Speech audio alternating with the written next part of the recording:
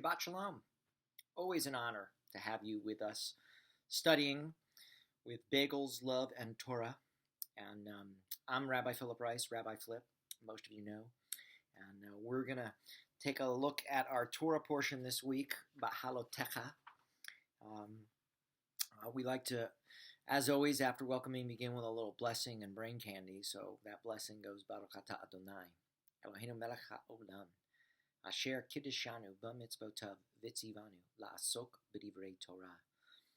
So let's break that down for a second. Baruch atah Adonai, blessed are you, God, some sort of recognition there's a higher power. Eloheinu, our God, melech ha'olam, this power that rules the universe.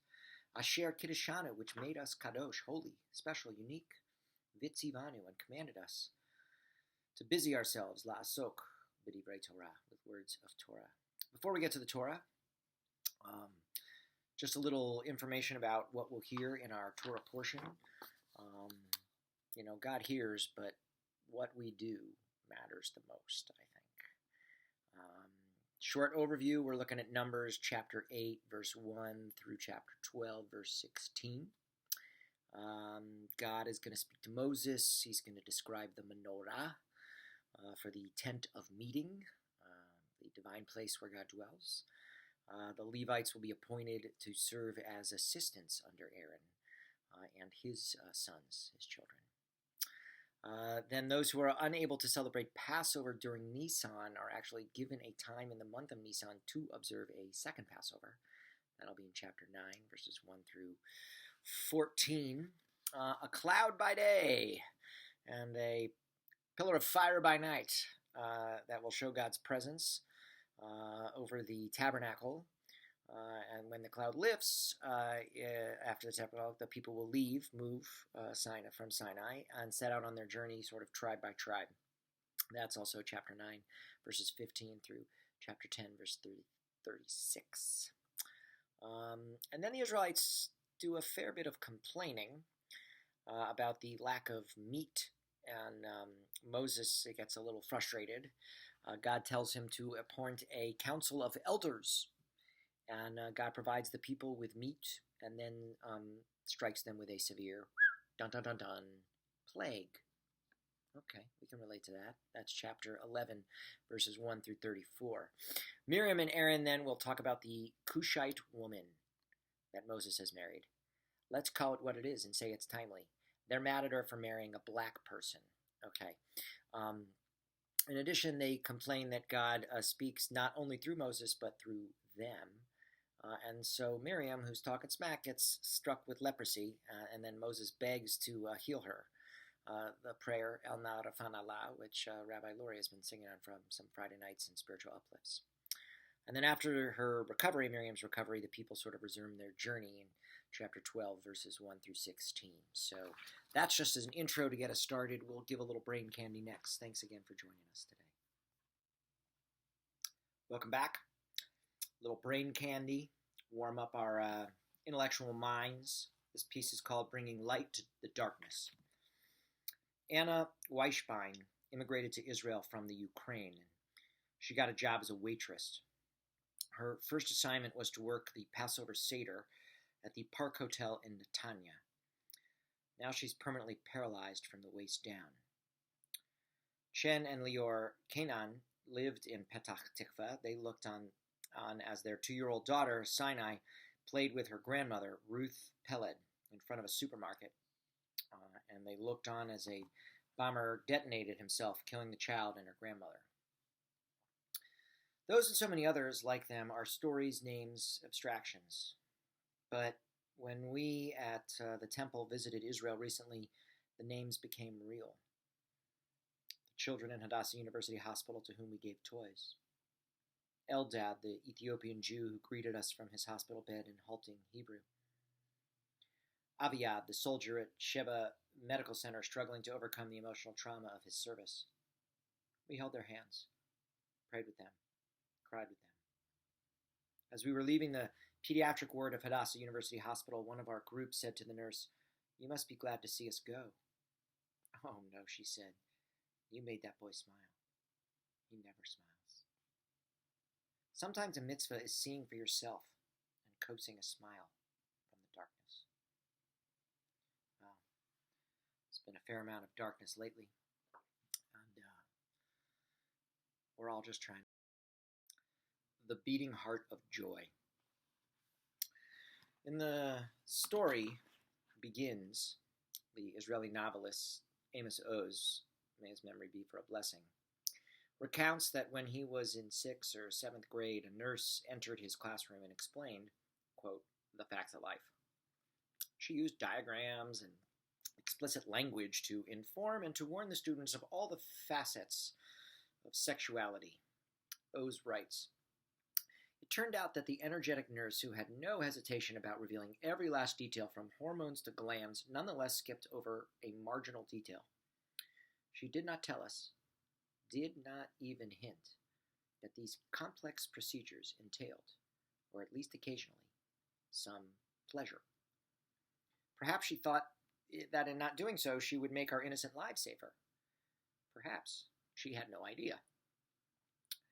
Oz compares the nurse's lecture to critics who dismantle works of literature in ever more abstruse ways, but do not know or communicate that reading stories is fun.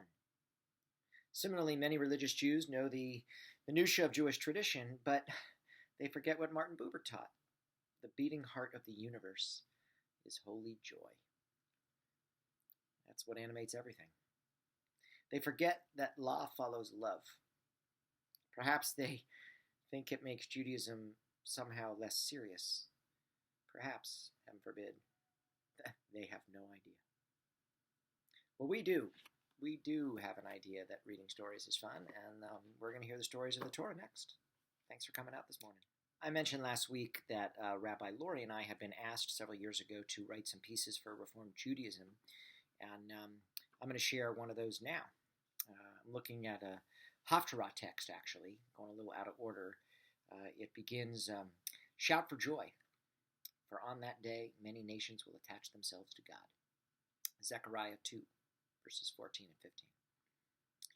Why is it so difficult to journey from a place of self to a place of other? Why are we so afraid as a society and as individuals to lower our shields and our swords and pick up pruning hooks in order to plant a world that overflows with grapevines and fig trees? Would that not make us all shout for joy? And if peace eludes our world, will you also allow it to elude you? The utopian vision for community, expressed by the prophet Micah thousands of years ago, called for a day at some point in the future when all people would gaze with pleasure upon God's house and declare, hey, let's go up there to the house of God, right? To the house of Jacob, that the Holy One may instruct us to follow God's ways and we may walk in God's paths. Nowadays, even traffic can prevent folks from wanting to go to the house of God, and we have a pandemic. Any number of obstacles can deny us the time to vision a better world for ourselves, much less for others. It's not that we do not share in the dream of peace, a time when all of us together would find some grass in a park and sit down under some shady trees and none of us would be made to feel afraid. Micah chapter 4, verse 1. It's just that we're all too busy, right? Still, there are obstacles. First and foremost, as Jews, we have enemies. Who and what are our adversaries? Rabbi Kathy L. Felix writes, foes of Israel, of the Jewish people as a whole, but also individuals, situations, and even psychological conflicts that block our emotional and spiritual growth. This week, our Torah portion, Bahalotecha, provides us with a peculiar scribal anomaly not found anywhere else in the Torah, which is meant to comfort and encourage us as we seek our goals. Set apart by two upside-down Hebrew letter nuns. That's the letter nun, not nuns. Are two verses that ask for God's help in overcoming obstacles as a community and as individuals. These nuns act like parentheses. What do these self-contained verses say? When the ark was to set out, Moses would say, advance, Eternal One. May your enemies be scattered, and may your foes flee before you. And when it halted, when it stopped, Moses would say, return, O Eternal One. Return, that you who are Israel's myriad of thousands. It's from Numbers, chapter 10, verses 35 and 36. These two verses are a traveler's prayer over space and time. Whenever the Israelites began their journey, the ark was lifted, and Moses would beseech God for help, that the people would triumph over all the obstacles that might impede their safe passage. And when the Israelites reached their new destination, they would set down the ark, and Moses would thank God and ask for divine protection while they remained at their new location. It was these parenthetical nuns that separate out the verses that perplexed ancient rabbis. Like two chairs lifted at a wedding celebration hora, these nuns and the prayer they contain encourage us to feel safe before, during, and even after our experiences are complete. During the Mishnayanic period, Rabbi Yehuda Hanassi suggested that the bracketed verses actually created a separate book. In this book, consisting of only 2 verses, would then divide the prior and following sections of Numbers into 2 separate books as well. So the Torah would consist not of 5 books, but 7, like the 7-branch menorah introduced at the start of the portion. He thought this helped explain the verse in Proverbs 9:1, quote, "Wisdom has built her house. She has set it up on 7 pillars." Quote. We are all meant to still feel the thrill of sacred enthusiasm that animated our ancestors when we hear these verses chanted, as they're traditionally used as the opening and closing of the ark when the Torah is read. In our weekly Parsha, we also read that the children of Israel are commanded to travel away from the mountain of God. In doing so, instead of marching for just a day or two, they journeyed nonstop for 3 days. Like the time I asked my young son at the time, "What's your favorite part of school?" And his emphatic response was, "Dismissal." The children of Israel behaved, according to one midrash, like the children who quickly run away from school in case their teacher might call them back. It's from Sifrei, a commentary on Numbers. How easy it would be to read the words and then quickly continue on with our day, right? Instead, why not ask yourselves what you can do to separate out some time today to help others?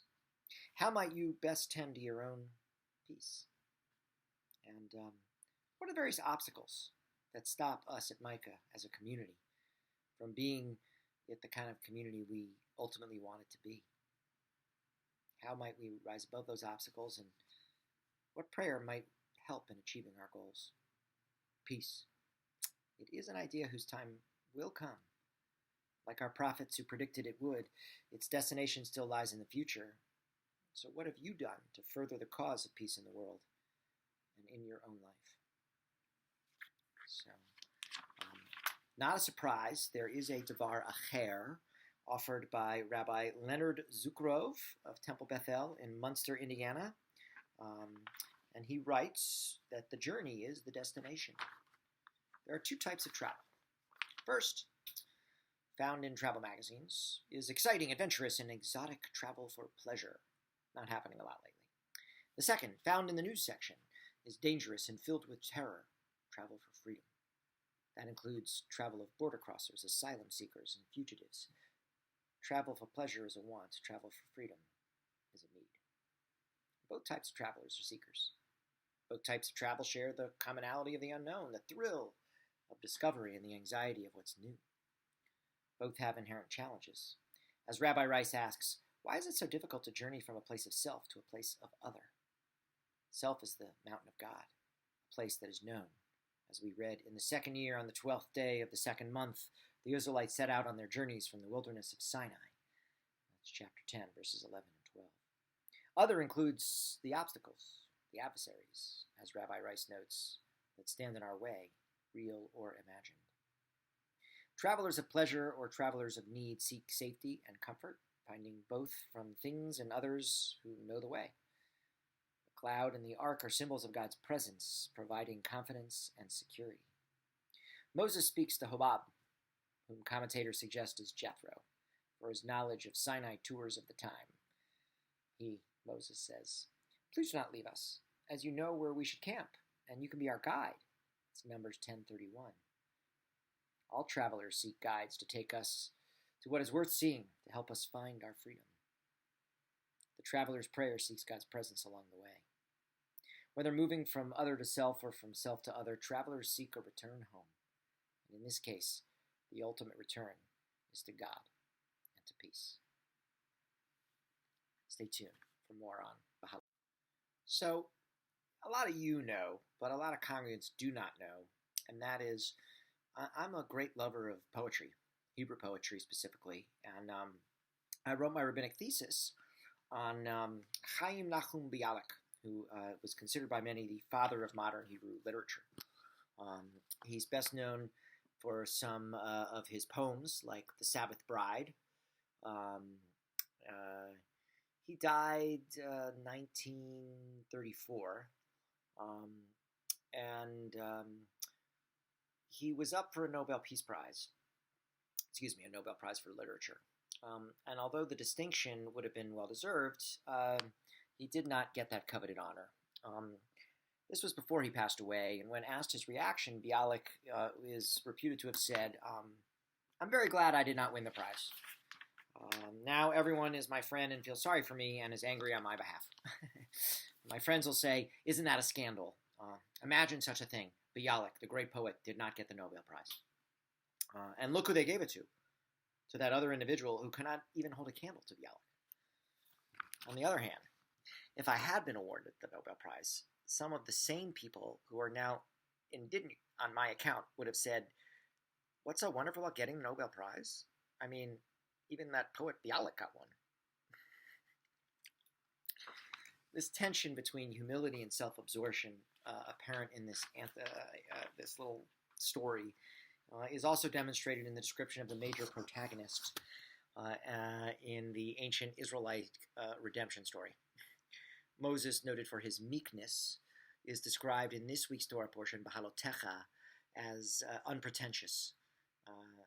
Ha'ish Moshe anav ma'od. Now Moses was a very humble man. Mikol ha'adam asher al panei ha'adama. More so than any other man on earth. That's in Numbers chapter 12, verse 3. Moses earned his description through his actions. At great personal risk, he defended that Hebrew slave who was being beaten by the Egyptian taskmaster. He confronted the mighty Pharaoh. He led the Israelites, a band of slaves, through the wilderness, pleaded on their behalf when they strayed, when they complained, when they built the golden calf. Although he did, on occasion, complain about the difficulty of his job, Moses was never self-absorbed, arrogant, or haughty. He never used his accomplishments for his personal gain. On the other hand, Pharaoh is portrayed as arrogant and self-aggrandizing and standing in sharp contrast to Moses in the story. All agreed? So the Midrash attributes to Pharaoh this egotistical, haughty remark. They say, there is none as exalted as I. The Nile River is mine, and I have made it for myself. So it was easy for the rabbis to extrapolate that attitude from the scene in which Moses spoke to Pharaoh on God's behalf. That is, Ko Amar Adonai, thus says the Lord, Elohei ha'ivrim, the God of the Hebrews. Ad matai me'ant le'enot mi panai. How long will you refuse to humble yourselves before me? It's back in Exodus chapter 10, verse 3. Pharaoh's self-absorption, the antithesis of Moses' humility, calls upon us, students of Torah, to pause, to consider both ends of this spectrum of human behavior. Today we have fewer heroes who serve as models of humility. Rather, we see folks embellish their accomplishments, toot their own horns, fake their resumes, and tweet endlessly. Individuals fall into the trap of resume embellishment because they wish to tell others what they would like to be rather than who they are. And it is estimated that fully 1/3 of all resumes contain some degree of creative writing. Why? Is it because most mortals are neither saints nor sinners? Rather, we try to achieve some sort of balance between self-absorption and humility. Consider the words of Rabbi Simcha Bunim, one of the main leaders of the Hasidic Judaism in Poland in the 1700s. Once cautioned his disciples, everyone should have 2 pockets so that he can reach into one or the other according to his needs. In the right pocket should be the words, "For my sake was world was created," and on the left, "I am but dust and ashes." Devar acher, coming on our text. I wanted to build on what I was saying in the prior Devar acher, the idea of humility and where it finds its way into our tradition. If you want to look at the beginning of the Parsha, chapter 8, in verse 2, we're given this text here. Verse 1 says, Vayedaber Adonai el Moshe lemor, God speaks to Moses, saying, Daber el Aharon, speak to Aaron, va'amarta alav, and say to him, Bahalotecha et ha-nerot. And so we get this word Bahalotecha, which means to cause or mount, or from Allah, to go up, actually. It gets translated really as to light the lamps, et ha-nerot, like lahadlik ner, the candles.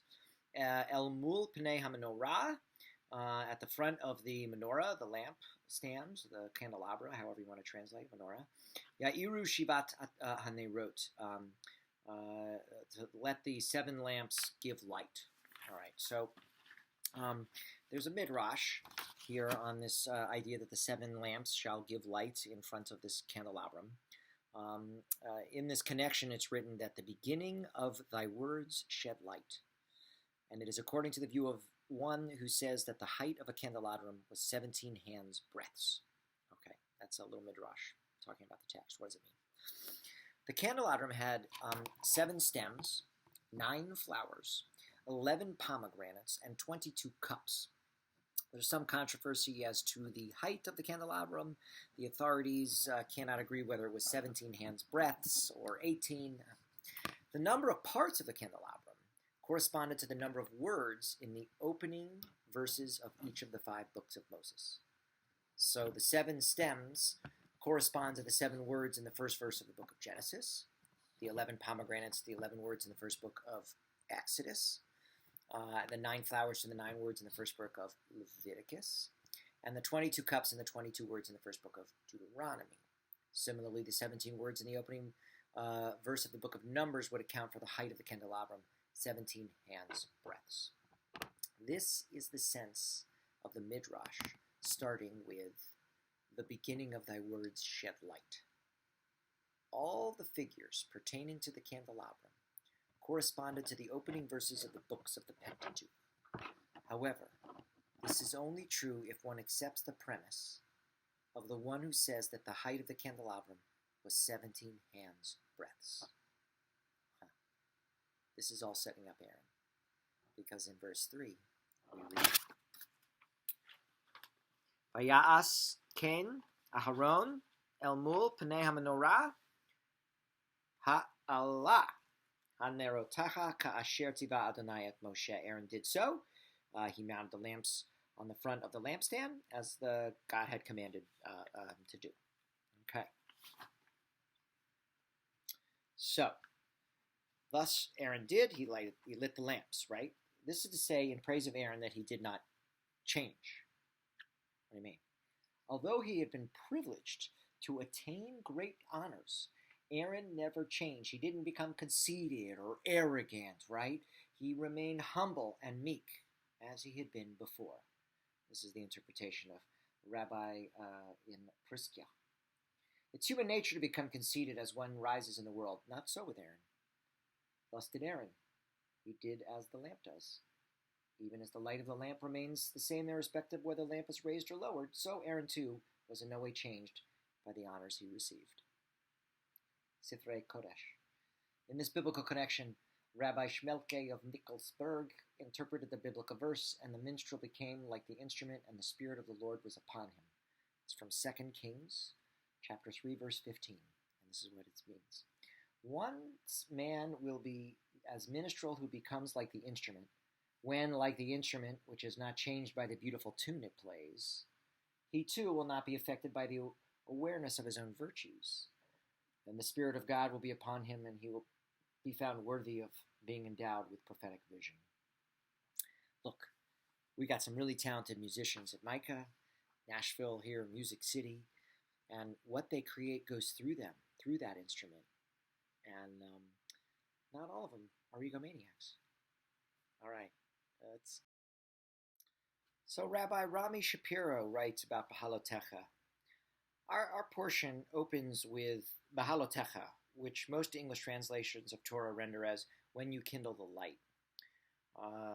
Bahalotecha, however, comes from the word Allah, to go up. So a more accurate and Intrigue's translation would be this: the kindler of the menorah must go up. As we shall see, the menorah in the light of God's unity, and you are its kindler. But to kindle the divine light, you must rise up and step beyond the limitations of self that prevent you from knowing the self, the one got in with and all that is reality.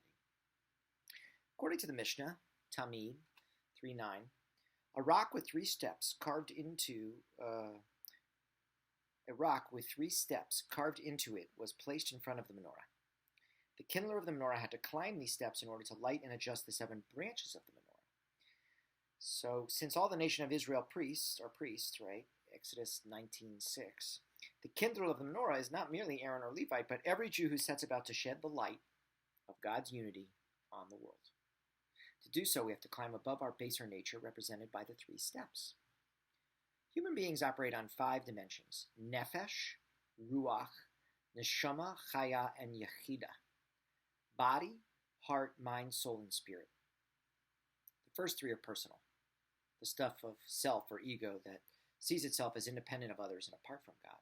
The 4th is interpersonal, the realization that all beings are independent and part of God. And the 5th is transpersonal, the experience Torah calls ein od milvado. There is nothing but God. That's from Deuteronomy 4, chapter 4, verse 35. To light the lamps of the menorah and adjust their light so that it reveals the non-duality of God in, with, and as all reality, we must rise above the self and realize the self. Step beyond nefesh, ruach, and neshama, body, heart, and mind, and into chaya and yedida, soul and spirit. Torah instructs us to adjust the branches of the menorah so that they focus their respective lights on the center branch. Think of the menorah as a reverse prism. Just as a prism separates the singular white light into 7 distinct frequencies of light, red, orange, yellow, blue, green, indigo, and violet, the 7 branches of the menorah, with each branch representing one of the 7 frequencies of light perceivable by the human eye, symbolically reunites these 7 lights into the singularity from which they came. Where does the reunited light of the menorah shine? Over the earth. It's the task of the Jew to shed the light of unity over the world trapped in the grip of diversity.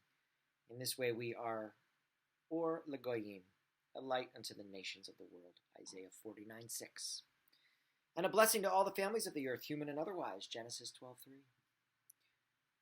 We do this by rising above self, realizing self, and adjusting the lamps of diversity to reveal the one light from all which lights come. The menorah itself symbolizes this unity. Torah tells us that the menorah is to be hammered out from a single piece of gold.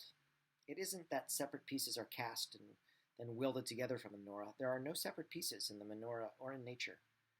The menorah's diverse elements are all formed from a single talent of gold, just as the diverse elements of the universe are all formed from the singularity that is God. Now, according to Rashi, Moses could not imagine how this could be done, and therefore could not tell the goldsmiths how to create the menorah according to God's will. So God said to Moses, "Melt a single talent of gold, and it will, of its own accord, assume the greater shape." This is Rashi commenting on Exodus 25:31. What Rashi says of the menorah is true of our stepping into the singularity and becoming or legoyim as well. We cannot imagine how this is done, but if we're willing to take the first 3 steps, it'll happen out of its own accord. The 3 steps we must climb, if we are to be kindlers of light, the steps of nefesh, ruach, and neshama that comprise the self and ego, can be climbed by an act of will. We can, if we so choose, step beyond self and into self, step beyond nefesh, ruach, and neshama and into chaya, but we cannot fully, willfully step beyond chaya and into yedida, or yechida. The final step is an act of divine grace. Like the gold fashioning itself into the menorah, in Rashi's Midrash, the shift from chaya to yedicha has to happen of its own accord, an act of grace rather than an act of will. So as you climb the steps to kindle the lights of the menorah and realize the unity of God, move beyond the limits of self and into the limitless pull of the divine, realizing the truth of Torah's teaching. Ein od milvado. There is nothing but God. And in doing so, you'll be shedding the light of godliness upon all the world. Thank you, Rabbi Shapiro. I wanted to end our Torah study this morning with some questions this time. Just some things to ponder about as we look at the portion. I hope you'll take it a few moments to read further and ask questions yourself. But we do encounter some complaining, and the sages give a variety of reasons why they were tired or whatnot, and the lessons behind the complaining. But some of these reasons we can relate to because there's been a lot going on in our world to complain about. And the fear that they had of the future, the uncertainty that lay ahead, we have that.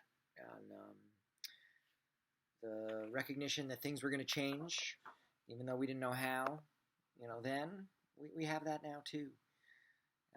So there are reasons that people complain. The question is, how should human beings express their discontent, and to whom? And what's the most helpful way, really, of dealing with other individuals who are complaining to us? And why I think it's important for leaders to share in the pain of those that follow,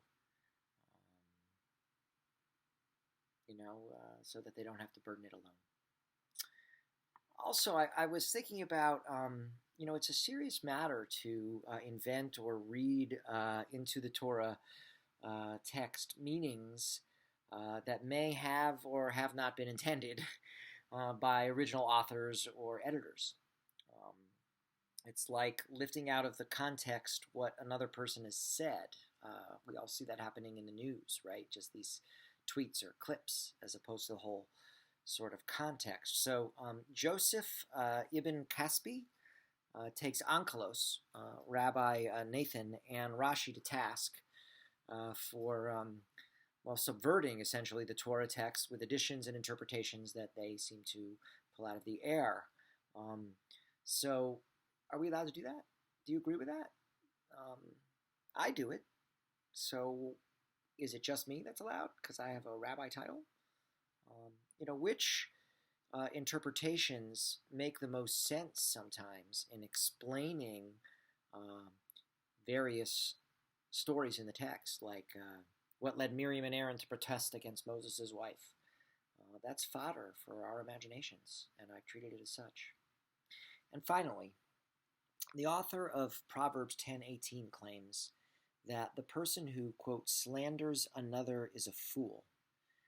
And rabbinic tradition teaches that a, quote, slanderer deserves to be stoned. You can find that in the Talmud Arakim, page 15b. So how would we define a slanderer? What is that to you? And why do you think the rabbis find slandering another person such a serious sin? A capital offense.